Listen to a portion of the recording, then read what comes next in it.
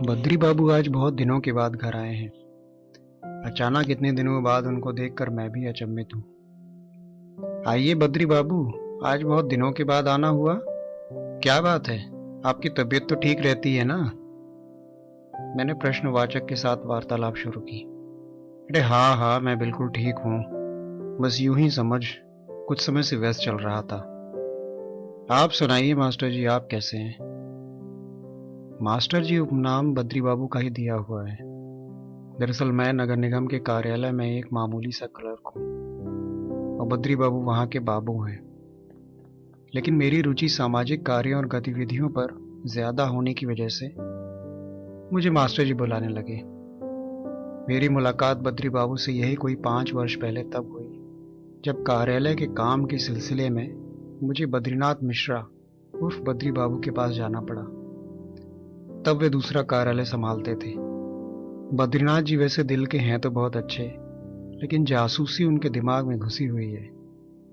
शायद जासूसी नॉवल पढ़ पढ़ के ये हाल हुआ है।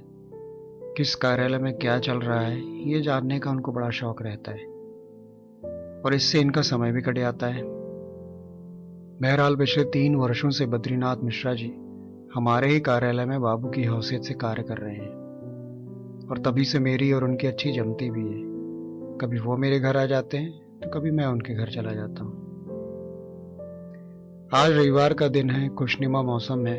मैं अपने छोटे से कमरे की तखत पर बैठा हुआ कुंदन लाल सहगल का गीत एक बंगला भले न्यारा सुन रहा हूँ, और रह रहकर मेरी निगाह ऊपर की दीवार के कोने में लगे हुए मकड़ी के जाले की तरफ जा रही है।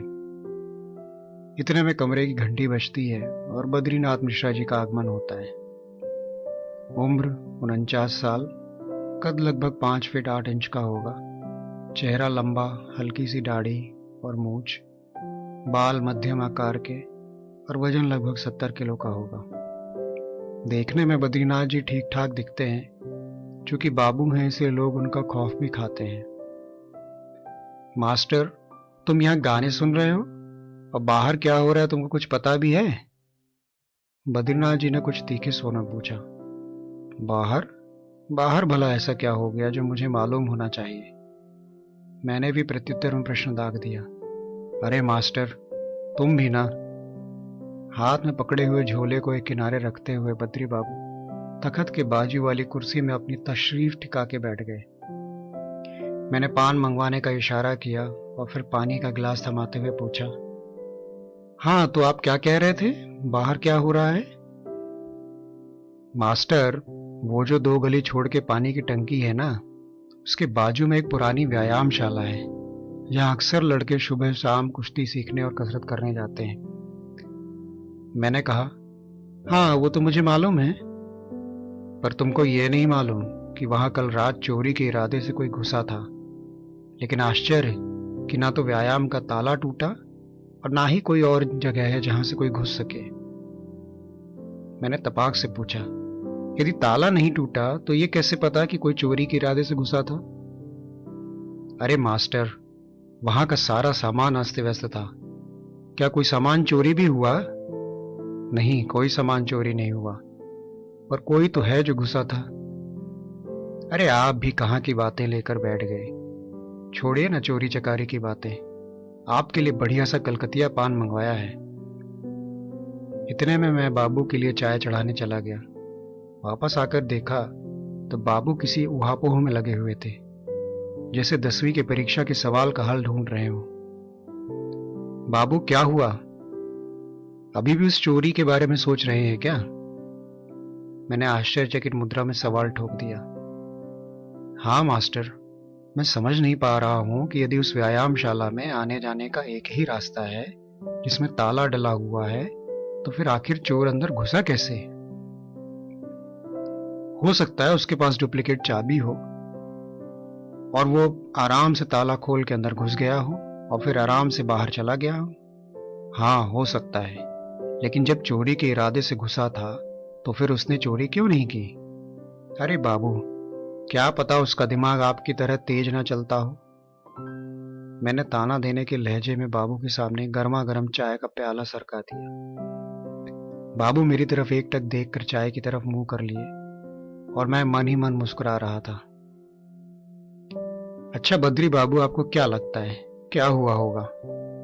मैंने उनके मन की उत्सुकता और मेरी उस चोरी की तरफ निरसकता को भांप लिया और वार्तालाप को आगे ढकेल दिया। कुर्सी से टांगें लंबी करते हुए तखत के सहारे टिकाकर बद्री बाबू आगे बोले, मुझे लगता है वो चोर बहुत ही शातिर है। उसने शायद उस वक्त व्यायामशाला में घुसपैठ बनाई जब वहां कोई नहीं था।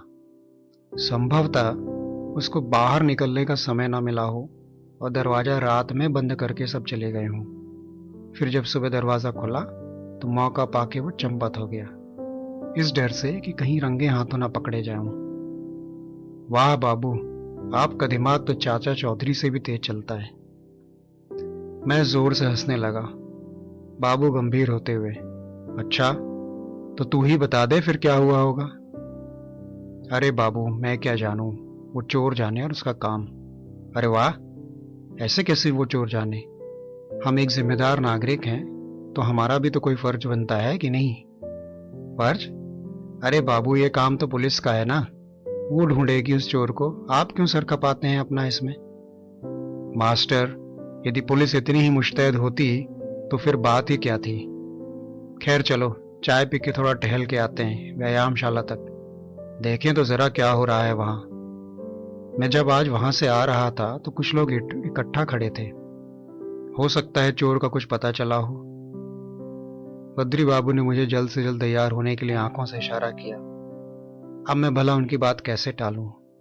एक तो छुट्टी का दिन, आराम से अपनी तखत में लेट के कुंदन लाल सहगल का गाना सुन रहा था, और अब ये मुसीबत। अब बद्रीनाथ नाम की ओखली में सिर दिया है तो जासूसी नाम की मूसल से क्या डरना। मैं लपक के अंदर गया और एक सूती कुर्ता बदन पर डाल के आ गया। मुझे देख के बद्री बाबू ऐसे मुस्कुराए मानो उनकी बारात में जाने को तैयारी हो रही हो। पान की एक गिलौची मुंह में दबाए बद्री बाबू चले जा रहे थे और मैं बार बार मुड़ के अपने दूर होते घर की तरफ देख रहा था, मानो मन ही मन उसको सांत्वना दे रहा हूं कि मैं जल्दी वापस आऊंगा और फिर तखत पर बैठ के सहगल जी को सुनूंगा। हम व्यायामशाला पहुंचे तो वहां पहले से मौजूद गुड्डन पहलवान, धोबी और 2-4 लड़के खड़े थे। बद्री बाबू ने पूछा, अरे गुड्डन भाई, क्या हुआ? चोर का कुछ पता चला क्या? नहीं बद्री बाबू, अभी तक तो नहीं। पुलिस को भी नहीं बता सकते क्योंकि चोरी तो कुछ गया नहीं, सिर्फ सामान अस्त व्यस्त हुआ है। मानो चोर पहलवानी करने आया था और पहलवानी करके चला गया। सब हंसने लगे। मैंने भी अंदर जाके देखा तो व्यायाम करने का लगभग सारा सामान बिखरा पड़ा था, मुगदल, डंबल, रस्सा, लट्ठा, सब। मैंने गुड्डन से पूछा, पहलवान जी, आपको किसी पे शक है क्या? नहीं मास्टर जी, किसी पे नहीं है। और गुड्डन दूसरी तरफ मुंह करके कुल्ला करने लगा। मैंने धीरे से बद्री बाबू के कान में फुसफुसाया, बाबू मुझे तो ये पहलवान ही गड़बड़ लग रहा है। बाबू थोड़ा झेप गए और मुझे चुप रहने को कह दिया। कुछ देर वहां रुकने के बाद हम दोनों पनवारी लाल की दुकान से होते हुए किशोरी की होटल की तरफ हो लिए। अरे किशोरी, 2 गर्मा गर्म समोसे तो बना। अरे बद्री बाबू, आइए आइए, आज बड़े दिनों के बाद इस गली का रुख किया है आपने।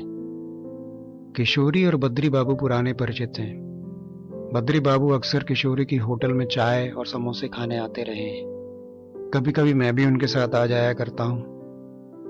आज देखना है कि सिर्फ चाय मुफ्त की मिलेगी या समोसा भी, क्योंकि अक्सर बद्री बाबू सिर्फ चाय ही पिलाया करते हैं। ना जाने आज समोसा कैसे खिला पाएंगे। अरे किशोरी, वो पानी की टंकी वाली व्यायामशाला की चोरी के बारे में कुछ खबर है तुमको? बद्री बाबू ने किशोरी को तहकीकात के अंदाज में पूछा, मानो एक खुद सीआईडी वाले हो। हाँ बाबू, कुछ सुना तो है लेकिन अच्छे से मालूम नहीं। लोग बातें तो कर रहे थे। आपने क्या सुना बाबू? किशोरी ने उल्टा प्रश्न पेल डाला। अरे मैं तो अभी वहीं से आ रहा हूं रे, लेकिन कुछ निष्कर्ष नहीं निकला। खैर तू रहने दे, गर्मा गर्म चाय बना, अदरक डाल के। अब तक शाम के लगभग 5:30 बज गए थे। हम दोनों चाय समोसा खा के घर की ओर चल दिए। घर पहुंच के बद्री बाबू बोले, मास्टर, मुझे लगता है हमको कमेटी बुलानी चाहिए चोर को पकड़ने के लिए। आज व्यायामशाला में चोरी हुई है, कल को तुम्हारे घर में भी हो सकती है। अरे शुभ शुभ बोलिए बद्री बाबू, मेरा ही घर मिला है आपको लुटवाने के लिए? मैंने तपाक से पलट के प्रश्न दागा। तुम्हारे घर में वैसे भी है क्या? एक टूटी फूटी अलमारी, कुछ कपड़े, एक दो दर्जन किताबें और एक पुराना सा ट्रांजिस्टर। चोर आएगा भी तो अफसोस के अलावा कुछ ना ले जा पाएगा। इतना बोल के बद्री बाबू जोर जोर से हंसने लगे। मैं उनकी चुटकीली हंसी को बस घूरता रह गया। बद्री बाबू की धर्मपत्नी का स्वर्गवास हुए 3 साल बीत चुके हैं। उनकी एक बेटी है जिसकी शादी बुरहानपुर जिले में एक सरकारी नौकरी वाले लड़के से कर दी है। अब बद्री बाबू अकेले ही घर पर रहते हैं, भोजन अच्छा बना लेते हैं। मैंने भी शादी नहीं की। माता पिता के गुजर जाने के बाद 2 बहनों की शादी करवाई और मैं भी अकेले रहने लगा। हम दोनों के अकेलेपन को दूर करने का यही तरीका रहता है, एक दूसरे के घर में धावा बोल के यहाँ वहाँ की बातें करना और साथ में बैठ के भोजन करना।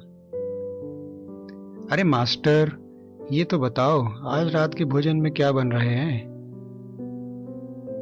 मैं समझ गया कि आज बद्री बाबू देर रात तक यहीं ठहरेंगे। वैसे उनके रहने से अच्छा ही लगता है, लेकिन उनकी जासूसी की आदत कभी कभी बहुत झंझला देती है। कुछ खास नहीं बाबू, बस सोच रहा हूँ आलू गोभी की रसीली सब्जी और रोटी बना लूं।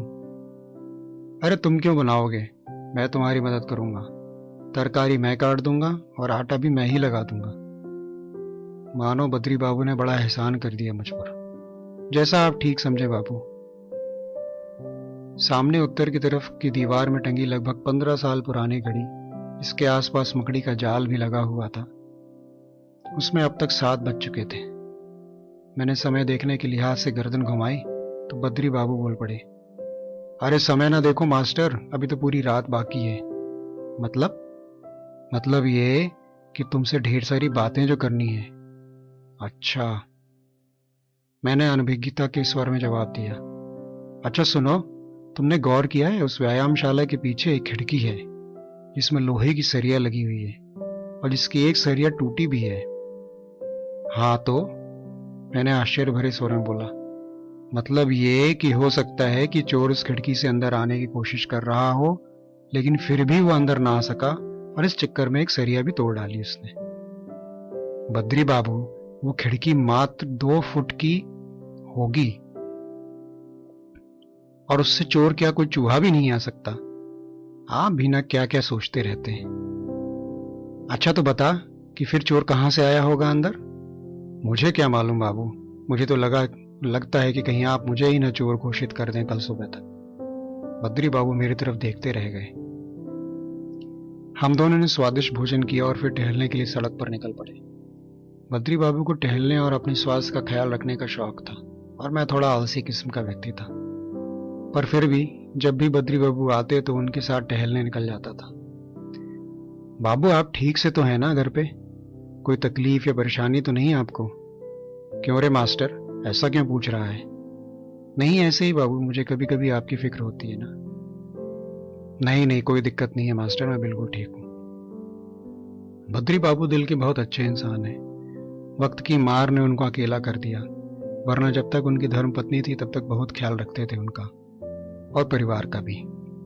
उनके जाने के बाद बेचारे टूट गए, इसलिए मैं उनकी खबर लेता रहता हूँ। टहलते टहलते हम व्यायामशाला तक कब जा पहुंचे पता ही नहीं चला। वहां एक छोटा सा बल्ब जल रहा था।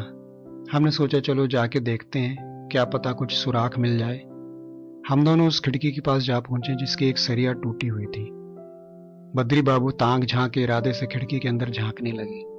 मैंने उनसे कहा, अरे बाबू ऐसे मत झांको, कोई देख लेगा तो उल्टा हमें ही चोर समझेगा। अरे कुछ नहीं होगा, हम कोई चोर थोड़े ही हैं।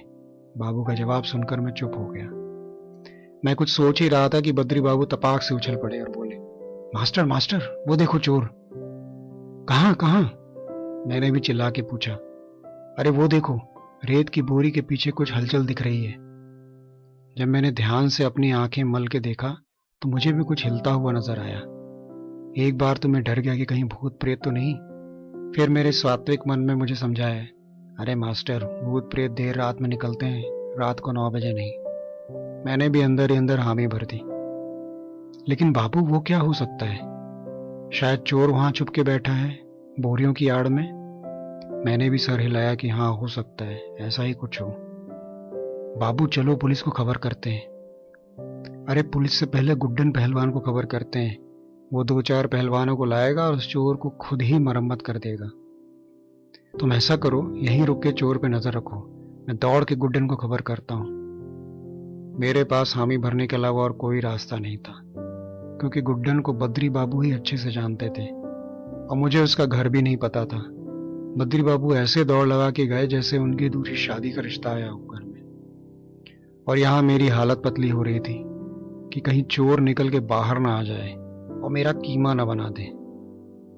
मैं मन ही मन सोच रहा था, कहीं चोर मुश्तैद पहलवान हुआ तो, या शायद छुरा चाकू रखा हो। मैं भगवान से प्रार्थना कर रहा था कि जल्द से जल्द 2-4 पहलवानों को भेज दें। इतने में मैंने देखा कि बद्री बाबू के साथ गुड्डन पहलवान और उनके 2 और शागिर्द चले आ रहे थे। मेरी तो जान में जान आई। कहाँ है वो चोर? अभी साले को देखता हूं। गुड्डन ने तमतमाई आंखों से मेरी तरफ देखा। मैंने भी इशारे से खिड़की की तरफ अंदर छुपे संभावित चोर की तरफ उंगली दिखाई। सुनो, मैं जाके धीरे से दरवाजा खोलता हूं और अंदर जाके देखता हूं। तुम सभी दरवाजे के पास खड़े रहना, ताकि चोर जब भी भागे तो उसको दबोच लो। सबने हामी भर दी, लेकिन मेरी तो हालत ही खराब हो रही थी। कहीं वो चोर मुझ पर हमला न कर दे। आखिरकार चोर का पता तो मैंने ही बताया था, और शरीर से देखा जाए तो सबसे सरल और संभावित शिकार मैं ही था उस चोर के लिए। गुड्डन धीरे से दरवाजा खोल के अंदर गया और हम सब दुबक के दरवाजे पर ही खड़े रहे। सबसे पहले उसने सामने की बोरी हटाई, फिर दूसरी और फिर तीसरी। कुछ नहीं दिखा उसको। कुछ दिखा क्या गुड्डन? बद्री बाबू ने हिम्मत भरे स्वर में पूछा। नहीं, कुछ नहीं। फिर पास में पड़े लोहे की जाली को सरकाया। वहां भी कुछ नहीं था।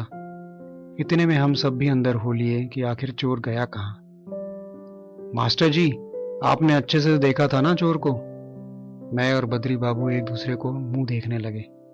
फिर बद्री बाबू बोले, अरे हाँ हाँ, मैंने भी तो देखा था। वो बोरी हिल रही थी, वहीं था चोर। वहीं था तो फिर गया कहां? फिर गुड्डन ने आखिर में रखे हुए लकड़ी के दरवाजे को सरकाया तो तेजी से सरसराती हुई एक मोटी ताजी बिल्ली वहां से निकल के दरवाजे के रास्ते से बाहर की ओर भागी। गुड्डन भी उसके पीछे लपका, लेकिन तब तक वो गायब हो चुकी थी। सब यहां वहां तितर बितर हो गए। अरे बद्री बाबू, यही था क्या आपका चोर? बद्री बाबू मानो उनको सांप सूंघ गया हो।